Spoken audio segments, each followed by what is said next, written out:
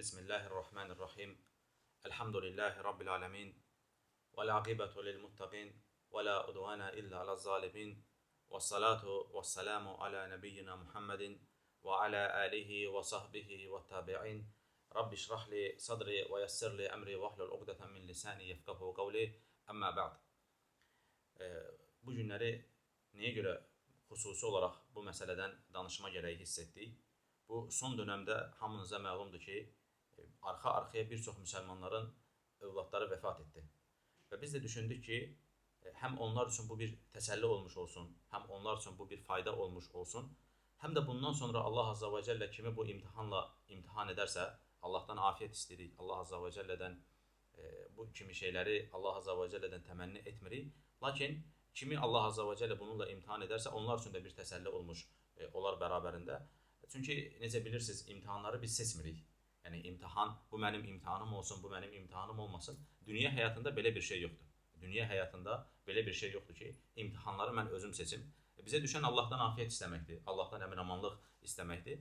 Lakin imtihan gəldiyi zaman da insan bu imtihanı bir, Allahdan olduğunu bilməlidir. İki, bu imtihanı necə qarşılayacağını bilməlidir. Üç, Allah Azza və Cəllədən bu imtihanın müqabilində Allahdan bir savab, bir əcr olması gərəkdiyini bilməlidir. Bütün bu şeylərdən sonra övlad imtihanı, övladın itməsi, övladın canının alınması necə bir imtihandır, bundan bəhs edəcəyik. Necə bilirsiniz, imtihanlar müxtəlifdir. Elə imtihan var ki, insan onu rahatlıqla atlada bilir. Çünki Allah Subhanahu və Teala heç kimsəyə daşıya bilməyəcək bir yükü yükləməz. Bu birinci qaydamızdır. Yəni Allahın bizə bildirmiş olduğu şey, Allah kimsəyə daşıya bilməyəcəyi bir yükü yükləməzdir. Bunu ağlımızın bir tərəfinə mütləq qeyd etməmiz gərəkir.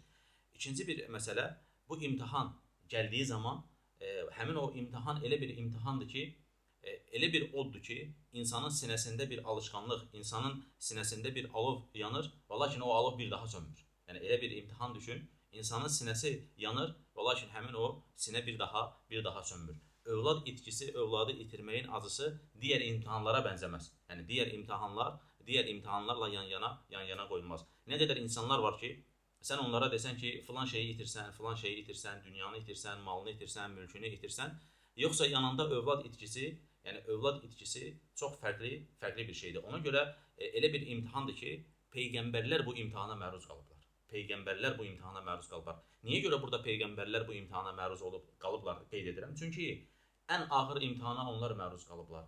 Düzdür? Ən ağır imtihana onlar məruz qalıblar. Peyğəmbər sallallahu aleyhi və səlləm nə qədər övladını torpağın altına qoydu. Düzdür? Fatimə anamızdan xaric digər övladlarını Peyğəmbər sallallahu aleyhi və səlləm torpağın altına yerləşdirdi. Və aleyhissalatu və səlam Allahın rəsulu olmağına rəğmən onun gözündən yaşlar axmağa başladı. Ona görə övlad itkisi peyğəmbərlərin imtihanı olub. Baxın, İbrahim aleyhissaləmin imtihanına Allah Azza və Cəllə ona uzun bir müddətdən sonra övlad verir və sonra Allah onu övladı ilə imtihan edir. Övladını kəsəcəksən deyir. Diqqət et, övlad itkisi, övladı itirmək, övladla imtihan olunmaq peyğəmbərlərin imtihanıdır. Bax, Yaqub aleyhissaləmə nə ilə imtihan edildi? Övladı ilə imtihan edildi. Ən sevdiyi övladı ilə imtihan edildi. Yəni ona görə övlad imtihanı biləcəksən ki, peyğəmbərlərin imtihanıdır. Və insana gələn əcir, savab, mükafat ki var, nəyin müqabilindədir? Peyğəmbər sallallahu aleyhi və səlləm xəbər verir ki, gələn müsibətin böyüklüyünün müqabilindədir. Yəni nə qədər ki gələn bəla, nə qədər ki gələn müsibət böyükdür, onun əcri də bir o qədər böyükdür. Yəni övladını itirən bir müsəlman bilməlidir ki, sən peyğəmbərlərin imtihan edildiyi şeylə imtihan edilirsən. Və burada bu məqamı bilməyin bizə önəmi nədir? Önəmi odur ki, İnsan bununla imtihan olunur, böyük bir şeylə imtihan olunur. Can yaxan, can yandıran, sinədə alov yandıran bir şeylə imtihan olunursan, elə etməlisən ki, bu əməl zay olmasın. Vallahi o əməlin zay olmağı sənin iki dodağının arasından çıxan şeyə bağlıdır. Sənin iki dodağın arasından çıxan şeyə bağlıdır. Ona görə insan bu kimi şeylə imtihan olunduğu zaman ilk öncə bilməsi gərəkir ki, necə bu imtihanı qarşılamalıdır. İlk öncə insanın bilməsi gərəkən ən mühüm şey nədir? Bunu edən kimdir? Bunu edən aləmlərin Rəbbi olan Allahdır. Aləmlərin Rəbbi olan Allahın mülkü deyildi sənin övladın. Aləmlərin Rəbbi olan Allahın mülküydü. Baxın, bu ümmətin qadınları, vallahi onlar belə, yəni necə bilirsiniz, qadınlar umumən hər kəsə aid deyil, elə qadınlar var ki, kişilərdən daha güclüdür. Umumən qadınlar kişilərdən daha duyğusal olur, daha zəif olur. Bu ümmətin qadınlarına baxın, Sahabənin yoldaşı Əbu Talhə radiyallahu anhunun zövcəsi neynir? Övladını itirir. Lakin evə gəldiyi zaman öz ərini buna hazırlayır. Yeməyini yedizdirir, nəfsini mütmain edir, hər şey gözəl. Ondan sonra ona sual verir. Deyir ki, qonşumuz bizə bir əmanət etsəydi və sonra o əmanəti bizdən geri istəsəydi deyir, sən deyir o əmanəti ona verməyimə mane olardınmı deyir. Əlbəttə ki, deyir, yox deyir. O onun mülküdür deyir, o əmanətdir deyir, o ona geri qaytarılmalıydı. Övladımız deyir, bizə Allahın əmanətidirmi? Əlbəttə deyir, Allahın əmanətidir. Elə isə deyir, bil ki, Allah əmanətini geri götürdü deyir. Elə isə bil ki, Allah əmanətini geri götürdü. Subhanallah, ümmətin qadınına bax, bir kişinin sahabəni nəyə hazırlayır? Övlad itkisinin xəbərini verməyə hazırlayır. Ona görə biləcəksən ki, bu imtihan böyük imtihandır, lakin bunu zay etmək və ya bunu qorumaq sənin iki dodağın arasından çıxan şeylərə bağlıdır. Allahdan səbat istəmək lazımdır. Elə şeylər var ki, bu həyatda insan sonra nə qədər istəyir səbr eləsin. Sonra ürəyin istədiyi ölənə qədər səbr elə. O səbir həmin o səbirdən deyil. Ona görə səbir ilk anda göstərilən şeydir. Necə bilirsiniz, Peyğəmbər sallallahu aleyhi və səlləm bir gün məzarlıqların yanından keçib gedəndə qadının birisi övladının məzarının başında oturub ağlayır. Peyğəmbər sallallahu aleyhi və səlləm deyir ki, ey qadın, səbr et, əcrini Allahdan gözlə. Qadın çönür deyir ki, mənim başıma gələn deyir, sənin başına gəlməyib deyir. Yəni tövsiyə etmək asandır. O bilmir ki, o Allahın Rəsuludur. O bilmir ki, nə qədər övladını Muhammed sallallahu aleyhi və səlləm torpağın altına qoyub və Peyğəmbər sallallahu aleyhi və səlləm heç bir şey demədən üzünü çevirir və gedir. Və sonra gəlib deyirlər ki, ey qadın, sənin o formada danışmış olduğun kimsə Allahın Rəsulu Muhammed sallallahu aleyhi və səlləmdir. Qadın həmən Rasulullah sallallahu aleyhi və səlləmin yanına gəlir, deyir ki, ey Allahın Rəsulu, mən səni tanımadım. Peyğəmbər sallallahu aleyhi və səlləm deyir ki, səbir ilk anda göstərilən şeydir. Yəni sonra sənin səbr etməyin, sonra sənin üzrxahlıq etməyin, o müsibətin ilk anında gələn müsibət gəldi, biz Allahdan gəlmişik və Allaha qayıdacağıq demək, Allah Azza və Cəllənin müjdəsinə nail olmaqdır. Allah Azza və Cəllənin səbr edənləri müjdələ və bəşşiris sabirin, səbr edənlərə müjdə ver demiş olduğu müjdə həmin o insanlardır ki, onlar Allahdan gələn şeylərə, necə Allah Azza və Cəllə biz sizi biraz qorxu, biraz azlıq, biraz nəfs itkisi ilə sınayacağıq və sonra deyir, və bəşşiris sabirin, səbr edənlərə müjdə ver. O müjdəyə nail olan insan, o müsibətin gəldiyi anda Allah Azza və Cəllədən razı olan kimsədir. Ona görə biləcəksən ki, ilk gələn anda səbat etməsən, ilk gələn anda Allaha üsyan etsən, subhanallah, ondan sonraki səbirin sənə nə faydası var ki? Səbir ilk anda göstərilən şeydir. Allahdan gəlmişik, Allaha qayıdacağıq. Elhamdülillah kəlməsi ki var, vallahi çox əzəmətli bir kəlmədir. Elhamdülillah kəlməsi çox əzəmətli bir kəlmədir. Həmçinin Allah yanında da belədir. Necə bilirsiniz, məşhur hədisdə Allah subhanahu wa ta'ala mələklərdən soruşur, qulumun övladının canını aldınızmı? Onun canının parçasını qopardınızmı? Onda mələklər deyirlər ki, bəli, ya Rabbi, onun övladının canını aldıq. Onda Allah subhanahu wa ta'ala soruşur ki, onda qulum nə dedi? Bilməyinə rəğmən Allah subhanahu wa ta'ala soruşur. Qulum nə dedi? Onlar deyirlər ki, ya Rabbi, sənə həmd etdi və dedi ki, innə lillahi və innə ileyhi raciun. Allahdan gəlmişik və Allaha qayıdacağıq və elhamdülillah dedi. Onda Allah Azza və Cəllə deyir ki, quluma cənnətdə bir ev tikin və onun adını da həmd evi qoyun. Subhanallah. Gör, necə həmd etmək Allah qatında əzəmətlidir. Sən hələ bu dünyadasan, əlhəmdülillah dediyin üçün artıq sənin cənnətdə evin hazırdır. Ya üsyan etsən, ya Allaha asilik etsən, nə qazanacaqsan ki? O üsyanın müqabilində övlad geri mi gələcək? O üsyanın müqabilində hər şey geri mi gələcək? Xeyr, övladını itirdiyin kimi Allahdan gələn böyük əcri də itirəcəksən. Ona görə müsibət gəldi, gözünü yumacaqsan və Allahdan gələn əcri xəyal edəcəksən. Elhamdülillah deyəcəksən.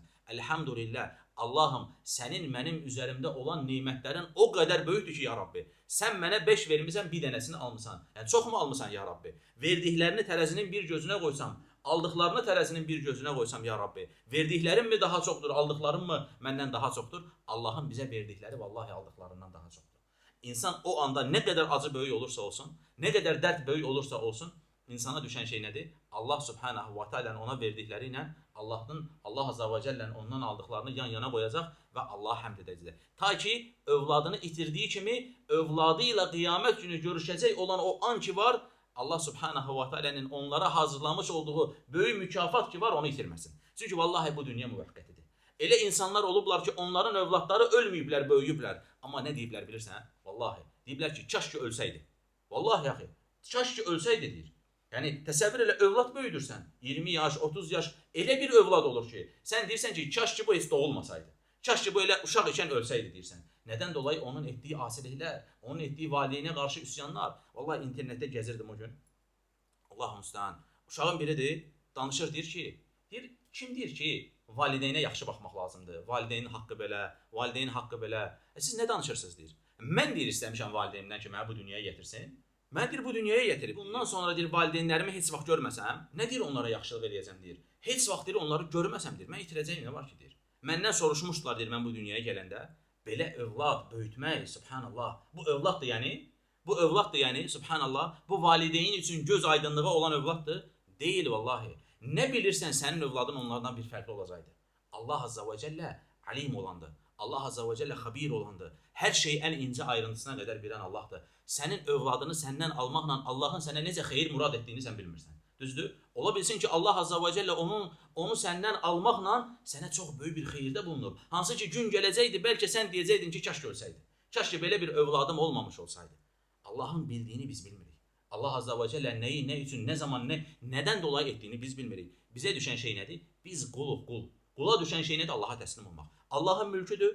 Verdiyində Allahdan razı qaldığımız kimi aldığında da Allahdan razı qalmaq lazımdır. Yəni verdiyində razıydım, aldığında niyə narazı olmalıyam ki? Madəm bu onundur, madəm mən müslümanam, madəm mən iman etmişəm ki Allah verdiyi də Allahındır, aldığı da Allahındır. Allah verdiyi zaman Allah həmd etdiyim kimi, Allah aldığı zaman da Allah azza və cəlləyə həmd etməm gərəkir. Yəni deməli biz Allahdan afiyet istəyəcəyik. Yəni çünki bu elə bir itkidir ki, elə bir can acıdıcı bir şeydir ki, bunu Allahdan təmənni etmək olmaz. Ümumən müsibətləri, ümumən ağır şeyləri Allah azza və cəllədən təmənni etmək olmaz, istəmək olmaz. Biz Allahdan afiyet istəyəcəyik, övladlarımızın qorunmasını istəyəcəyik, Allahdan əmin-amanlıq istəyəcəyik. Onların bir necə deyirlər, tükünə zərər gəlməsin, bunu Allahdan istəyəcəyik, amma gəldiyi zaman da səbr etməsini biləcəyik. Gəldiyi zaman da Allaha təslim olmasını, biləcəyik. Əks halda nə olacaq? Əks halda Allah azza və cəllənin verəcəyi o böyük mükafatdan özümüzü məhrum etmiş olacaq. Həmçinin övladını itirən bir müsəlman bilməlidir ki, onun övladı əmin əllərdədir. Yəni sən təsəvvür edirsən, insanlar var ki bu dünyada uşaqlarını göndərirlər oxumağa. Biri Amerikaya göndərir, biri Səudiyə göndərir, biri nə bilim İngiltərəyə göndərir, biri Türkiyəyə göndərir. Fərqli bəldələrdə uşaqlarını oxudurlar. Və insan düşünür ki, mənim övladım əmin-amanlıq olan bir diyardadır. Düzdür? Ona heç bir şey olmaz inşallah. Hər şey yaxşıdır, hər şey qaydasındadır. Sən övladın bu dünyadan köçüb Rəbbinin önünə, o uşaq üçün getdi, heç bir günahı olmadan getdi, vallahi əmin əllərdədir. Elə bir əmin diyardadır ki, bu dünyada elə bir əmin-amanlıq tapa bilməzsən. Övladını hansı universitetə göndərirsən göndər, Allah azza və cəllənin yanında, İbrahim aleyhisselam ki onların kimlərin yanında? Subhanallah, Həcər anamızın, İbrahim aleyhisselamın yanında olan uşaqlar necə də əmin-amanlıqda olmasınlar. Onların himayəsində olan uşaqlar necə əmin-amanlıqda olmasınlar. Yəni sən biləcəksən ki, sənin övladın bu dünyadan daha əmin-amanlıq bir yerdədir. Bu insanın qəlbinə rahatlıq verir. Bu insanın qəlbinə səkinət endirir. İnsanın övladı itəndən sonra sən ölümdən əvvəlki kimi qorxmayacaqsan. Çünki sən bilirsən ki, sənin o diyarda iman etmirsən axirət gününə. Sən bilirsən ki, sənin o diyarda övladın var, canının parçası var və sən ölümdən artıq qorxmursan. Yəni insan normalda hər şey bu dünyadadır, sən ölümdən qorxursan, düzdür? Artıq övlad getdi, artıq sevdiklərin getdi. İnsan nə düşünür? Mənim bir parçalarım da oradadır. Yəni artıq səninlə o diyarla bu diyar arasında sevdiklərin orada da var, burada da var deyə çox da bir şey itirməmiş olursan. Ona görə insan bunu biləndən sonra ki, onlar əmin-amanlıqdadır, insanın qəlbinə rahatlıq verən işlərdəndir. Həmçinin bu imtahanı rahat keçirməyin yollarından birisi insan necə Peyğəmbər sallallahu aleyhi və səlləm tövsiyə edir, hər zaman özündən daha aşağıda olan insanlara baxmalıdır. Yəni sənin bir övladın itib, böyük bir dərddir, böyük bir acıdır. Amma insanlar var ki, onlar səhər evdən çıxırlar. Evə döndükləri zaman bütün daşın altında, bütün binanın altında öz övladlarını, öz zövcələrini, öz atalarını, öz analarını bir nəsil bir anda həlak olur, subhanallah. Yəni sənin imtihanınla onun imtihanı eyni ola bilər. Evindən çıxır çörək qazanmağa, evə döndüyü zaman geridə heç bir şey qalmıyor. Evdə öpüb qoxladığı anası, atası, bacısı, qardaşı, nə bilim, əri varsa əri və ya zövcəsi və ya kişidirsə qadın, qadındırsa kişi, övladları hamısını öpüb, qucaqlayıb, sevib, evdən çıxır, bir saat sonra öpüb qoxladığı insanlardan zərrə belə tapa bilmir, subhanallah. Sənin imtihanın daha böyükdür, onların imtihanı. Peyğəmbər sallallahu aleyhi və səlləm hər zaman nə deyir? Özündən daha aşağıda olanlara. Özündən yuxarıda olanlara yox. Bax maşallah filan kəsin övladları yanındadır, filan kəsin övladı böyüdü, boya başa çatdı, nə bilim bəhrəsini gördü. Yox, ona baxma. Ona baxsan sən diyana bilməyəcəksən. Baxman gerəkən kimdir? Özündən daha aşağıda olan şəxslər. Özündən daha aşağıda. Özündən aşağıda dediyim, yəni dərəcə etibarilə o səndən daha üstündür. Yəni aşağıda demiş olduğum şey daha böyük, daha betər bir imtahana məruz qalmış. O anlamda özündən daha aşağı. İnsanlara baxacaqsan ki, onun imtahanı nə qədər də böyükdür. Yəni səndən biri alınıb, ondan 5 alınıb. Düzdür? İmam İbn Qayyim rahimehullah çox gözəl bir şeyə toxunur. Deyir ki, ey Allahın qulu, əgər deyir düşünsən ki, bu dünyada məndən daha pis ola bilməz. Yəni elə bir müsibətə məruz qalmışam ki, məndən daha böyük bir müsibətə məruz qalan heç kimsə ola bilməz. O zaman deyir, bil ki, səndən daha pis olanlar var. Necə yəni? Yəni ən pisi mən idim axı. Mən elə düşünürəm. İman deyir qəlbdədir deyir, onu yoxla deyir. Əgər Allahın sənə bəxş etmiş olduğu iman sənin qəlbindədirsə, səndən daha betərdə olanlar var, iman etməmiş nə qədər insanlar var. Bir insanın qəlbində iman qorunduqdan sonra bütün dünyaları itirmiş, bütün dünyalar əlindən çıxmış, bir kafir kimi eyni ola bilər. Bir kafir afiyet içərisində olan bir kafir kimi eyni ola bilər, eyni ola bilməz. O insan qiyamət günü gələcək, hər bir şeyini fidyə vermək istəyəcək. Təsəvvür edirsən? Hər şeyi fidyə vermək nədir? Allahım al mənim atamı, anamı, məni cəhənnəmdən qurtar.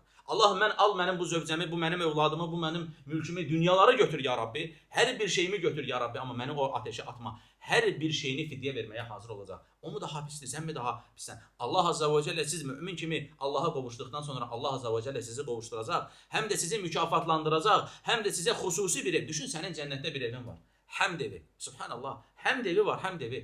İnsanlar keçəndə bilirlər ki, bu filan kəsin evidir. Subhanallah.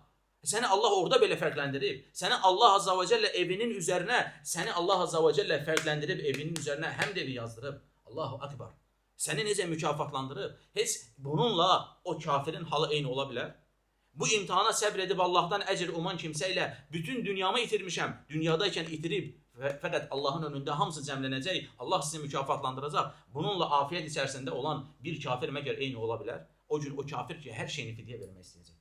Subhanallah. Ona görə insan bilməlidir ki, necə ona böyük bir əcr var. Səbr etsə.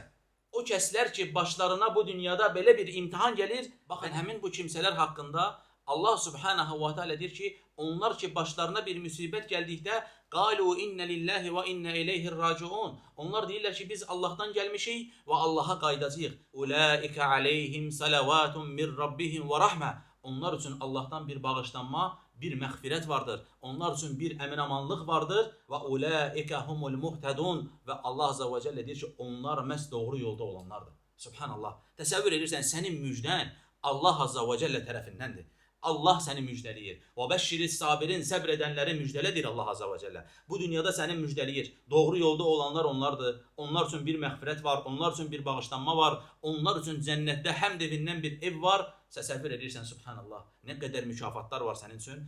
Bir dənə sənin üzərinə düşən şey Allaha gözəl bir şəkildə səbr etməkdir. Allahın göndərmiş olduğu şeylərdən razı qalmaqdır və bu şeyin mükafatı isə Allah Azza və Cəllənin yanındadır. Övladını itirən müsəlmanlarla bağlı deyə biləcəklərim bu qədər. Allahdan istəyirəm ki, Allah mənim bu dediklərimi həm onlar üçün, həm də digər insanlar üçün, həm də öz nəfsimiz üçün Allah Azza və Cəllə faydalı etsin. Allah Azza və Cəllə bizi eşidib faydalan qullardan etsin. Burada qısa olaraq o baş sağlığına gələn insanlara bir neçə nəsihətdə bulunmaq istəyirəm. Çünki bu elə bir acıdır ki, elə bir dərddir ki, sıravi ölümlərə bənzəmir. Qonşum ölüb, nə bilim filan kəs ölüb, tanıdığın biri ölüb. Bu elə bir itki deyil. Elə bir itki olmadığına görə burada insanların normalda insan cənazədə, dəfində, mərasim yerlərində özlərini fərqli aparmalıdırlar. Bu tamamilə edilməsi gerəkən mühüm olan işlərdəndir. Bir də bir insanın övladı ölüb. Bir də bir insanın canının parçası, gözünün işığını itirib bu adam. Belə yerlərdə insanlar xüsusi olaraq diqqət etməlidirlər. Hətta ağızlarından çıxardıqları kəlmələrə. Təsəvvür edirsiniz, bir insanın övladı itib.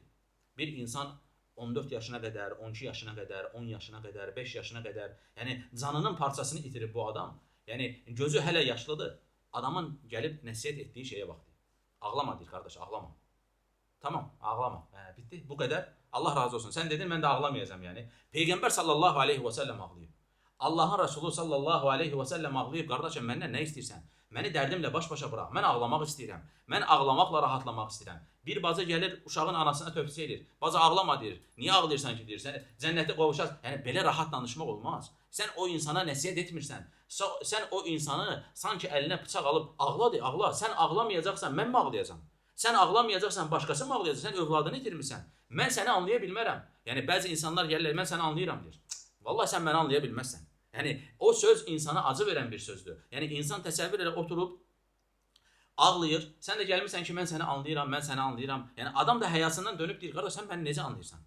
Bacım sən məni necə anlayırsan? Deyə bilmir. Ona görə bəzi kəlmələr var ki, o kəlmələrə diqqət etməli. Niyə adam ağlamasın ki? Niyə adamı, yəni bir halda ki Peyğəmbər sallallahu aleyhi və səlləm ağlayıb, ən xeyirli insanlar ağlayıb, Yaqub aleyhisselam övladı üçün ağlamadı. Ağlamaqdan gözləri tutulmadı. Nə istəyirsən məndən, burax mən ağlayayım da. Yəni insan şər'i bir ölçüdə nəsihət etməyi bilmədiyi zaman, qarşı tərəfə nəsihət edəcəm adı altında, qarşı tərəfə tövsiyədə bulunacam adı altında nə edir? Bu səfər nəsihət edəcəm adı altında qarşı tərəfə zülm etmiş olur, qarşı tərəfə incitmiş olur. Zaten bu adam incinib, zaten bu adamın bəlli bir dərdi var. Bırax adam dərdi ilə baş-başa qalsın, bırax adam ağlasın, bırax adam hönkür-hönkür ağlasın. Ağlamırsa ağla de, niyə özünü tutmursan? Ağla de, insanları boş ver, ağla, hönkür, qoy başını qardaşının sinəsinə ağla. Qoy bacım, ey bacım, bir bacı bir başqa bir bacıya, ey bacım, qoy bacının sinəsinə başını, sən də ağla, sən ağlamayacaqsan, kim ağlayacaq deyə onu ağlatsın. Bırax ağlama, işte mən səni anlayıram, bilməm nə. Hələ daha betərləri var.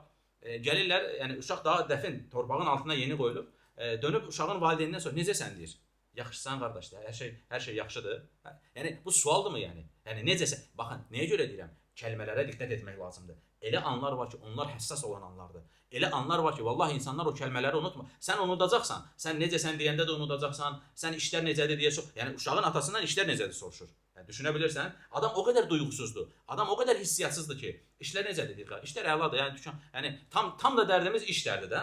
Yəni tam da mənim dərdim iş dərdi olduğuna görə məndən işi soruşursan, sən o kəlmələri unudacaqsan, amma o insan o kəlmələri unutmayacaq. Sən necəsən soruşanları unutmayacaq, işlər necədir soruşanları unutmayacaq.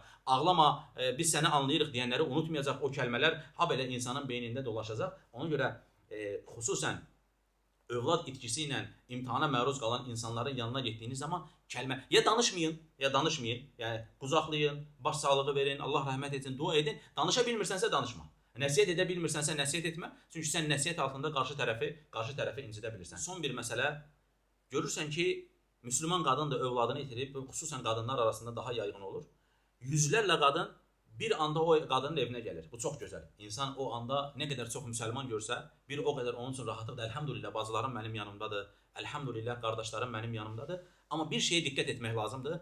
Xüsusən bunu bacıların ağzından eşidib, şikayətlərini dilə gətirdikləri zaman, bizzat onların ağzından, bizzat onların şikayətlərini dilə gətirirəm ki, səhərdən axşama qədər bir insanın evində oturub, yəni bunu kimlər edər? Yəni bir qadın da övladını itirib, ona yaxın olan, ailəyə yaxın olan, qadın gördüyü zaman o simanı tanıyan, qadın onu gördüyü zaman rahat bir şəkildə ərk eləyən, bacı get filan kəsə çay ver, bacı qalx mənim otağımdan filan şeyi götür, bacı filan şey elə.